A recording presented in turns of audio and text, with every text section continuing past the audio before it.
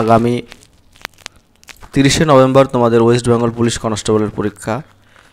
তোমাদের জন্য যারা এইরকম ডিপ্রেশনে পড়ে রয়েছো, দুর্গাপুজো, কালী পুজো, লক্ষ্মী পুজো সমস্ত পুজোই তোমাদের ঘরের চার দেয়ালের মধ্যে কেটেছে, মুখ দেখাতে পারছো না মানুষের কাছে, সমাজে গেলেই জিজ্ঞেস করছে তুমি কি করো, কি করছো আজকাল, চাকরি হচ্ছে না, অমুকের ছেলে চাকরি পেয়ে যাচ্ছে, তমুকের ছেলে চাকরি পেয়ে যাচ্ছে, এইরকম নানান কথা গ্রামের মানুষের কাছ থেকে, বন্ধু বান্ধবের কাছ থেকে, এমনকি বাড়ির মানুষের কাছ থেকেও প্রতিনিয়ত তোমাকে শুনতে হচ্ছে।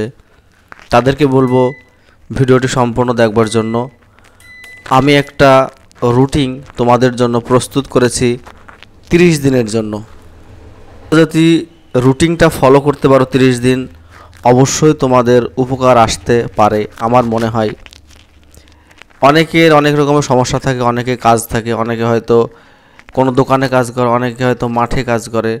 তারা একটু রুটিনটা মডিফাই করতে পারো।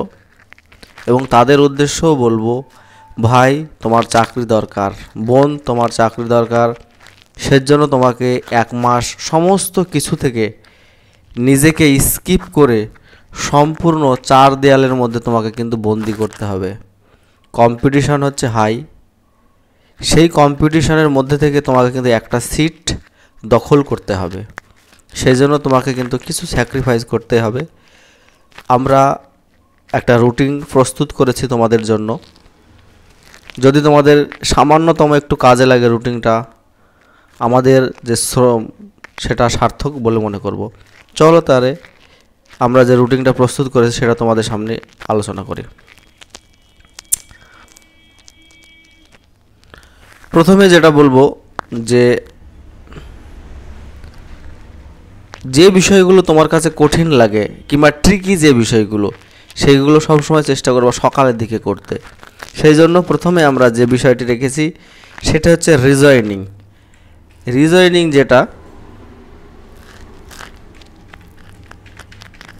রিজয়নিংয়ে যে টাইমটা আমরা রেখেছি সেটা কিন্তু 5টা AM টু 6টা AM। আমরা জানি বেশিরভাগ স্টুডেন্ট কিন্তু রিজয়নিং মোটামুটি পারে, এবং বেঙ্গল পুলিশে কিন্তু 25 নম্বর হচ্ছে রিজয়নিং। ঠিক আছে, রিজয়নিংয়ে অনেক ডিপ লেভেলের কোশ্চেন কিন্তু আসে রেল এসএসসিতে। বেঙ্গল পুলিশে অতটা ডিপ লেভেল আসবে না, কিন্তু তবু প্র্যাকটিস তোমাকে করতে হবে। এই জন্য তোমরা যখন মক টেস্ট দেবে কিংবা মক টেস্টের পরেও যে বিষয়গুলো মনে হবে ট্রিকি, তোমাদের কাছে টাইম লাগছে কিংবা পারো না তোমরা যে রিজনিংগুলো, সেইগুলো তোমরা সকাল 5টা থেকে 6টার মধ্যে প্র্যাকটিস করবে। ঠিক আছে, যখন তোমার রিজনিংটা কমপ্লিট হয়ে যাবে 5টা থেকে 6টা 1 ঘন্টা, তারপরে তুমি 6টা থেকে 7টায় যে বিষয়টি করবে,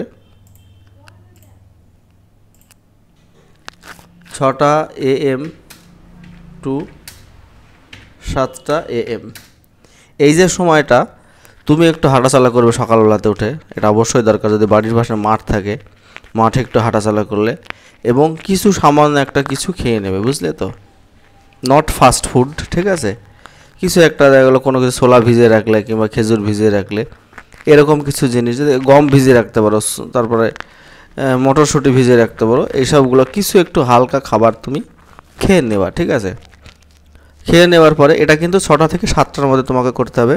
6টা থেকে 7টার মধ্যে যখন তোমার এটা কমপ্লিট হয়ে যাবে টাস্কটা, তখন তুমি কি করবা,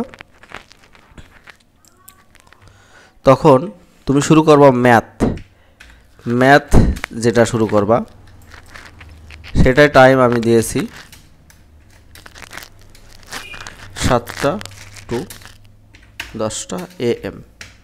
তোমরা এই যে সময়টা রয়েছে 7টা থেকে 10টা, 3 ঘন্টা কিন্তু পুরোপুরি ম্যাথ করতে হবে। ঠিক আছে, অনেকে কিন্তু দীর্ঘ সময় ধরে পড়তে পারে না, দেখা গেলো তুমি আধ ঘন্টা ম্যাথ করলে কিংবা 1 ঘন্টা, একটু বাইরে থেকে হেঁটে চলে আসলে 2 মিনিটের মধ্যে। ঠিক আছে, 7 থেকে 10টার মতো ম্যাথ করলে সেখানে ম্যাথের বিভিন্ন টপিক থাকতে পারে, যেগুলো তুমি পারো না, সেইগুলো যেগুলো তুমি অঙ্ক করতে গিয়ে, মক টেস্ট দিতে গিয়ে তোমার কোনো সমস্যা হচ্ছে, সেইগুলো তুমি কিন্তু এটা করতে পারো। সেই 3 ঘন্টা কিন্তু পুরো 3 ঘন্টার সময় তোমাকে কিন্তু ম্যাথের জন্য দিতে হবে। বোঝা গেল?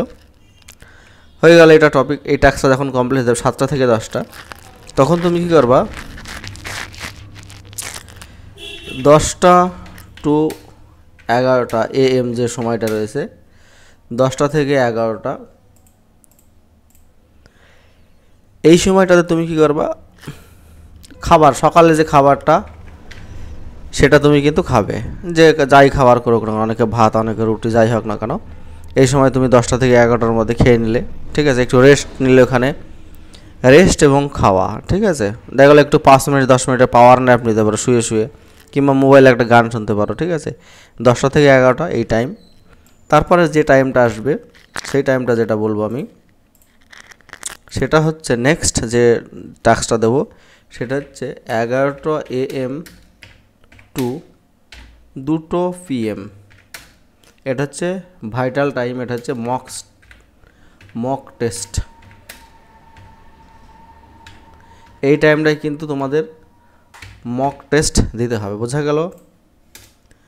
এইবার যে মক টেস্টটা তোমরা দেবা, দেখা গেল যে অবশ্যই ওএমআর বেস মক টেস্ট দিতে হবে তোমাকে। 11টা থেকে 12টা পর্যন্ত 1 ঘন্টা মক টেস্ট দিলে, যদি পারো 50 মিনিট মক টেস্ট দেবে, তাহলে 11টা থেকে 11:50 পর্যন্ত তুমি মক টেস্ট দিলে। মক টেস্ট দেওয়ার পরে তুমি উত্তর দেখে মিলানোর পরে কোশ্চেনটা দেখবা। কোশ্চেন দেখার পরে দেখবা যে কোন কোন জিনিসগুলো ভুল হচ্ছে, কোন কোন জিনিসগুলো ঠিক হচ্ছে। ওই জন্য তোমাকে 2 ঘন্টা 10 মিনিট সময় দিতে হবে, কিন্তু বোঝা গেল। সেজন্য 11টা থেকে 2টো অবধি এই মক টেস্টের টাইম কিন্তু আমি দিয়েছি।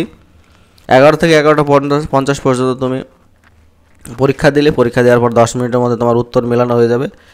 বাকি যে 2 ঘন্টা থাকবে, সেই 2 ঘন্টা তুমি কিন্তু কোশ্চেনের উপর অ্যানালাইসিস করবে। যে ম্যাথ রিজনিংগুলো পারোনি, কিংবা যে জিকেগুলো মনে আসছিল না, পারছিলে না, সেগুলো কিন্তু এই 2 ঘন্টা তোমাকে কিন্তু অ্যানালাইসিস করতে হবে, ঠিক আছে, বোঝা গেল। এইবার যখন এটা কমপ্লিট হয়ে যাবে তোমার এই টাস্কটা, তখন নেক্সট যে টাস্ক আসছে সেটা হচ্ছে 2টো PM টু 3টে PM।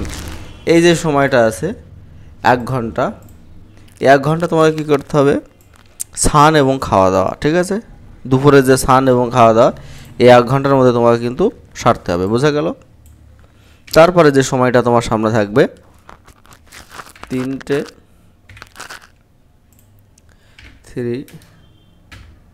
PM two 4 PM।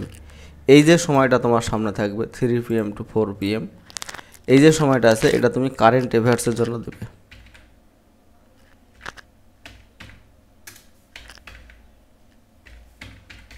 Current affairs বিভিন্ন ইউটিউব চ্যানেল তুমি দেখতে পারো, যদি তোমার PDF কেনা থাকে কিংবা PDF ডাউনলোড করা থাকে, অথবা তুমি নিজে যদি খাতায় লিখে রাখো, তাহলে তুমি এই যে সময়টা আছে কারেন্ট অ্যাফেয়ার্সের জন্য দেবে। অথবা তুমি বিভিন্ন নিউজ পেপারও কিন্তু এই টাইমটায় পড়তে পারো, 3টে থেকে 4টের মধ্যে এই সময়টা, ঠিক আছে।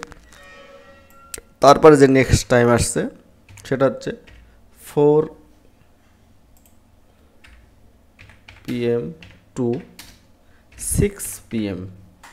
যে টাইমটা আছে, সে টাইমটা তুমি তোমার বন্ধুদের সঙ্গে আড্ডা দিতে পারো, অথবা মাঠে গিয়ে খেলতে পারো কিছু কিছু সময়ের জন্য, ব্রেনটা ভালো করার জন্য। খেলাধুলা অবশ্যই আমাদের জীবনের একটা অঙ্গ, এই সময়টা কিন্তু তুমি খেলাধুলা করতে পারো মাঠে। তারপরে বন্ধুদের সঙ্গে গল্প করতে পারো, আড্ডা দিতে পারো, যাই করতে পারো, কিন্তু এই টাইমটা তুমি করবে, ঠিক আছে, 4টা থেকে 6টা, বোঝা গেল। তারপরে নেক্সট যেটা আসছে 6টা টু 9টা PM। এই টাইমটা তুমি যেটা করবে সেটা হচ্ছে জিকে পড়বে, জিকে জিএস যেটা আছে, জিকে জিএস যা আছে তোমাদের, ঠিক আছে, যে বইগুলো আছে সেগুলো কিন্তু তোমরা পড়বে। জিকে জিএস 6টা থেকে 9টা, 3 ঘন্টা পুরোপুরি একদম ফুল ফোকাস জিকের ওপরে। 3 ঘন্টা তোমরা জিকে জিএস পড়লে, ঠিক আছে।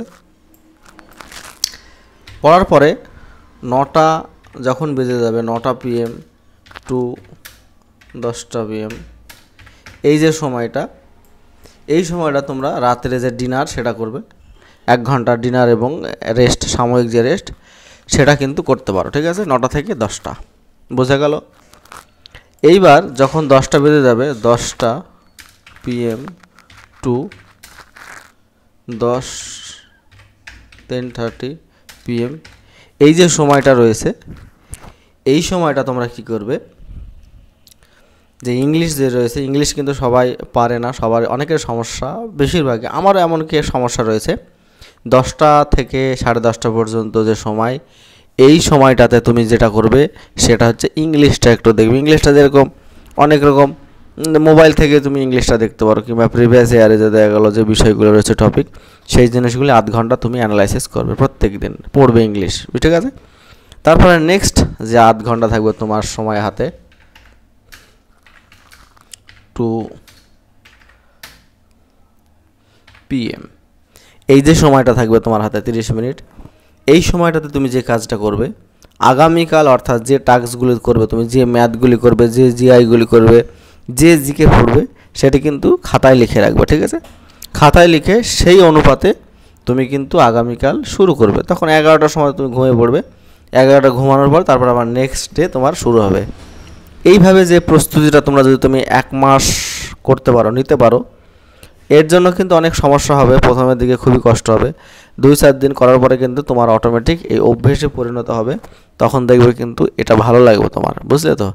এইভাবে যদি তোমরা 1 মাস পড়তে পারো, তাহলে অবশ্যই আমার মনে হয় সফলতা পাবে। প্রথমে যেটা বলেছি, অনেকের কিন্তু অনেক রকমের কাজ থাকে। দেখা গেল আজকে পড়তে বসেছি, বাবা ডাক দিল যে মাঠে যেতে হবে, মাঠে কাজ করতে হবে। তখন যে রুটিনটা তোমার ছিল, দেখা গেল যে 7টার সময় ডাক দিল, 7টা থেকে 10টা পর্যন্ত তোমাকে মাঠে কাজ করতে হলো 3 ঘন্টা, ওই টাইমটা লস হয়ে গেল। তখন কিন্তু ওই যে 3 ঘন্টা ম্যাথের সময়টা, ওই সময়টা কিন্তু তুমি যে রেস্ট নিয়েছিলে, যে তোমাকে টাইম দেওয়া হয়েছে বিকালে 2 ঘন্টা, সেখান থেকে কিন্তু তোমাকে 1 ঘন্টা টাইম ওই ম্যাথের জন্য দিতে হবে। কারণ তোমাকে চেষ্টা করতে হবে যে টাস্কগুলো তুমি আগের রাত্রে করবে, সেই টাস্কটা কমপ্লিট করবার জন্য, ঠিক আছে। এইভাবে যদি তোমরা প্রিপারেশন নিতে পারো 1 মাস, তাহলে অবশ্যই তোমরা সফলতা পাবে, আমার বিশ্বাস।